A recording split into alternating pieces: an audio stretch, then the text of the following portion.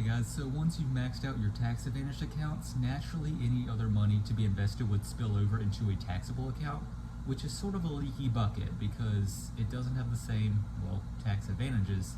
But here's how to minimize those taxes. Because you are taxed when you sell a fund in a taxable account, that's why it's important to buy right and hold. So you buy the right funds first and don't sell unless you have to. Now, while holding in a taxable account, we're focused on reducing the tax drag, or the dividends and capital gains distributions, because that's just being taxed on money that you already have. Dividends are unavoidable, but you can avoid being taxed on capital gains distributions if you hold ETFs instead of mutual funds or target date funds. My number one pick, and the only fund that I have in my taxable account, is Vanguard's VT Global Equities.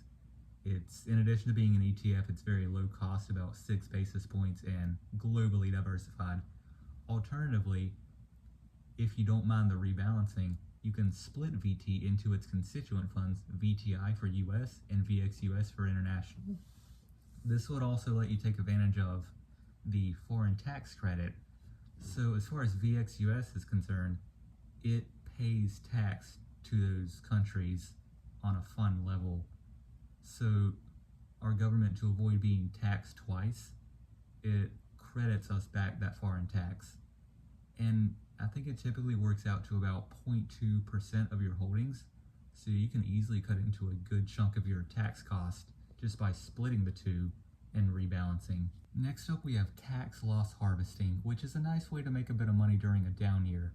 So say you buy a fund at $10,000 and then that year it drops to $7,000. And then you sell, so you'll take a $3,000 realized loss, and say that you don't have any other capital gains that year, so it's net a $3,000 capital loss for that year. Well, that $3,000 can be deducted from your ordinary income, and it is a maximum of $3,000 for each year. But if you have a higher loss, like $6,000, you can deduct $3,000 the first year and then $3,000 the next year. But we're not just going to take our losses and leave it there. So if you sell one fund and then immediately buy the same fund, you really don't have a loss because there's virtually no time for that fund's price to change.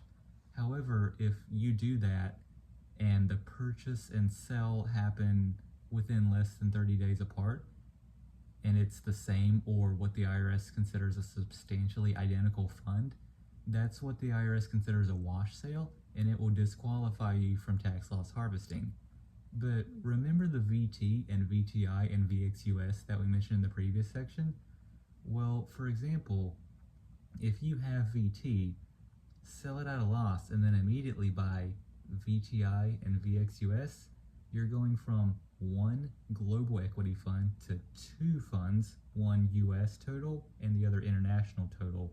So that is not a wash sale, although it's virtually the same stock composition. One important thing to note about the deduction is that when you eventually do sell, you will be taxed based on a cost basis of $7,000, not $10,000, because $7,000 is when you bought it last. However, if you deduct $3,000 from ordinary income, which usually has higher rates than long-term capital gains when you sell, there might be a favorable sort of tax arbitrage situation here. Lastly, we have tax gain harvesting. Now, if tax loss harvesting is basically deducting your income at a higher tax rate than it is when you pay it, when you withdraw, tax gain harvesting is basically the opposite, and it's a great way to take advantage of our 0% long-term capital gains bracket.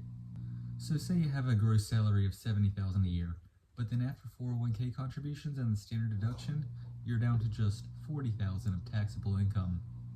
Now, the gap between that and the top of the 0% long-term capital gains bracket, which is $48,350 for this year, is $8,350. Now, remembering that long-term capital gains are taxed based on being added to ordinary income, this means that you can sell funds in your taxable account that has $8,350 of gain and not be taxed on it. Note that this doesn't save you any money at the time, but when you go to withdraw it, that is an extra $8,350 that you won't owe long-term capital gains on. And there is no wash sale rule unlike tax loss harvesting.